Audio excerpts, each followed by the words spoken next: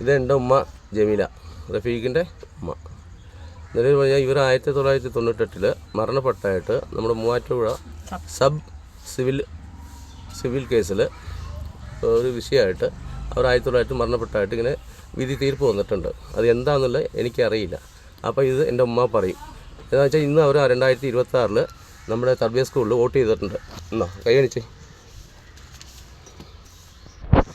ആ വോട്ടിൻ്റെ ലിസ്റ്റ് കാണിച്ചേ.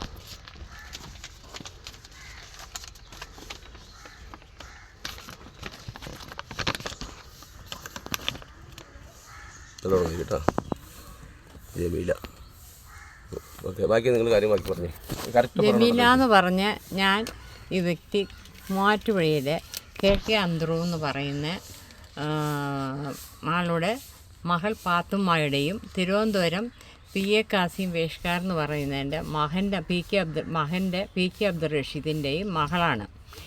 ഞങ്ങൾ സിവിൽ കേസിന് വേണ്ടിയിട്ട് എൻ്റെ ഇവിടെ മൂവാറ്റുപുഴ സബ് കോടതിയിൽ ഉമ്മയുടെ ആൾക്കാർ ഞാൻ മരിച്ചതായിട്ട് ഒരു തീർപ്പ് തന്ന് എന്നെ അതിൽ ചേർത്തിട്ടില്ല.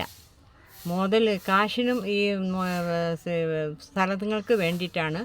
അത് ഞാനും ഉണ്ട്, എൻ്റെ ഒരു അനിയത്തി എന്ന് പറഞ്ഞ ഒരാളെയും അതിലൊരു ആളായിട്ട് ചേർത്തിട്ടില്ല. ഇത് ഞങ്ങൾ ഒരുപാട് 1.5 കൊല്ലമായി ഞങ്ങൾ കയറി ഇറങ്ങി എല്ലായിടത്തും നടക്കുന്നു ഇതിനൊരു തീരുമാനം കിട്ടാൻ വേണ്ടി.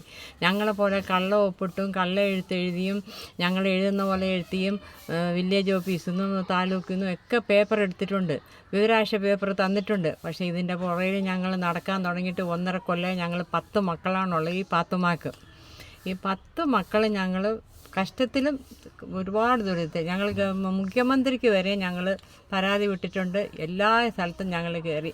ഞങ്ങളുടെ കേസാണെങ്കിൽ വക്കീൽ കൊടുത്ത വക്കീൽ വഴി തിരിച്ചാണ് കൊടുത്തേക്കണത്. വക്കീൽ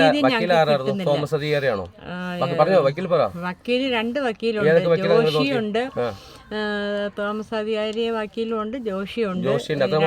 2 പേരാണ് ഇതിന്റെ കേസിൽ. വേറെ കുറെ വക്കീലൊക്കെ ഉണ്ട് അതിൽ. അതാരാന്നൊന്നും എനിക്ക് പേരറിയത്തില്ല. കളക്ടറെ പോയി കണ്ടു.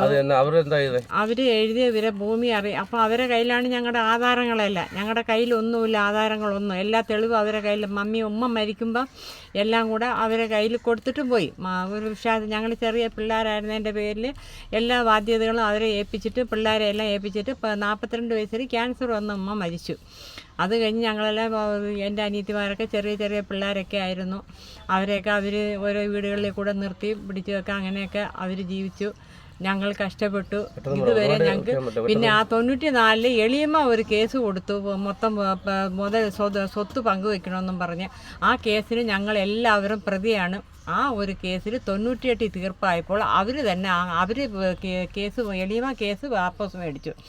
ബാക്കി പേര് ആങ്ങളമാരെല്ലാവരും കൂടെ അവരൊരു ദയവ് ചെയ്ത ഒരു ദയ തോന്നിയിട്ടാണ് അവർ വിട്ടുകൊടുത്തതില്ല. അതിനുശേഷം ഇവരെല്ലാവരും കൂടെ ഇരുന്ന് പങ്കുവെച്ചു. ഇപ്പോൾ കുറേ ഭൂമി ഈ നിയമങ്ങളൊക്കെ വന്നപ്പോൾ ഇവർക്കൊന്നും ചെയ്യാൻ പറ്റാതെ കിടപ്പുണ്ട് ഞങ്ങളുടേതായ ഭൂമികൾ. അത് ഞങ്ങൾക്ക് തരാതിരിക്കാൻ വേണ്ടിയിട്ട് ഇവർ പല കള്ളക്കളികളും കളിച്ചു. അന്ന് ആ തീർപ്പിൽ വന്ന് 98 കോടതിയിൽ ഞങ്ങൾ മരിച്ചതായിട്ടും കൊടുത്തിട്ടുണ്ട്. ഇതിന് നിങ്ങളെല്ലാം ജമീല എന്ന് പറഞ്ഞ മരിച്ചത് 1-2 പേരെ മരിച്ചിട്ടുള്ളൂ. വ്യക്തി മരിച്ചിട്ടുണ്ടല്ലോ. 98 മരിച്ചിട്ട് 2026 വോട്ട് ചെയ്തിട്ടുണ്ടല്ലോ. റംലാന്ന് പറഞ്ഞ വ്യക്തിയും ജീവനോടുണ്ട്. അവര് പക്ഷെ അതിനകത്ത് ചേർത്തിട്ടില്ല, ഈ കേസിൽ ചേർത്തിട്ടില്ല അല്ലേ? ഇതല്ലേ നിങ്ങൾക്ക് പറയാനുള്ളൂ. അപ്പൊ നിങ്ങൾക്ക് ലാസ്റ്റ് ആയിട്ട് എന്തെങ്കിലും അവരത് പറയാനുണ്ടോ?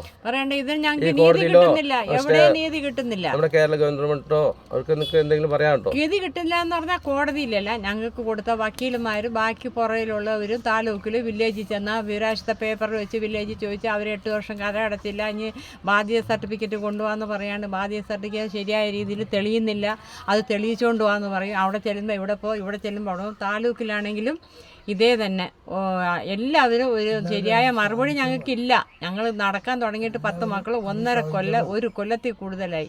ഇതിന് എന്തെങ്കിലും ഒരു ശരിയായ ഒരു നടപടി വേണം ഞങ്ങൾക്ക്. ഇപ്പം ഞാൻ ഇതിനകത്ത് ഇറങ്ങാൻ കാരണം വെച്ചാൽ റഫീഖ് അറിയാമായിരിക്കും, ബുള്ളറ്റ് മണീനെ റഫീഖ് കേട്ടിട്ടുണ്ടാവും, മൂവാറ്റുപുഴക്കാരാണെങ്കിൽ. പിന്നെ നിലവിൽ പറഞ്ഞാൽ ഇത് എന്തിനാണ് തോന്നിയെന്ന് വെച്ചാൽ എൻ്റെ ഉമ്മ മരണപ്പെട്ടായിട്ട് നമ്മുടെ ഈ വണ്ടി ഫീൽഡ് പണിയാൻ പറഞ്ഞ അഡ്വക്കേറ്റ് SI-മാരൊക്കെ വരേണ്ട അവിടെ. അപ്പോൾ അവരായിട്ട് അന്വേഷിച്ചപ്പോൾ നിൻ്റെ ഉമ്മ ഡെഡാണ് ഇട്ടേക്കണമെന്ന് പറഞ്ഞ് അഡ്വക്കേറ്റ് പറഞ്ഞു. അതിൻ്റെ പേരിൽ മാത്രമാണ് ഞാൻ ഇതിനകത്ത് ഇറങ്ങിയേക്കണേ. എൻ്റെ ഉമ്മ മരിച്ചതെന്ന് അതെന്താന്നുള്ളത് തീർപ്പായ പേപ്പറിൽ ഞാൻ ഡെഡാന്ന് ഇട്ടേക്കണം. ഡെഡ്, നസീമ ഡെഡാണ്, ജമീല ഡെഡല്ല. അത് ഓക്കെ. നിലവിൽ അതിൻ്റെ ഇത് കോടതിയോ ഗവൺമെൻറ്റോ ഇതെന്താന്നുള്ള തീരുമാനം എടുക്കണം.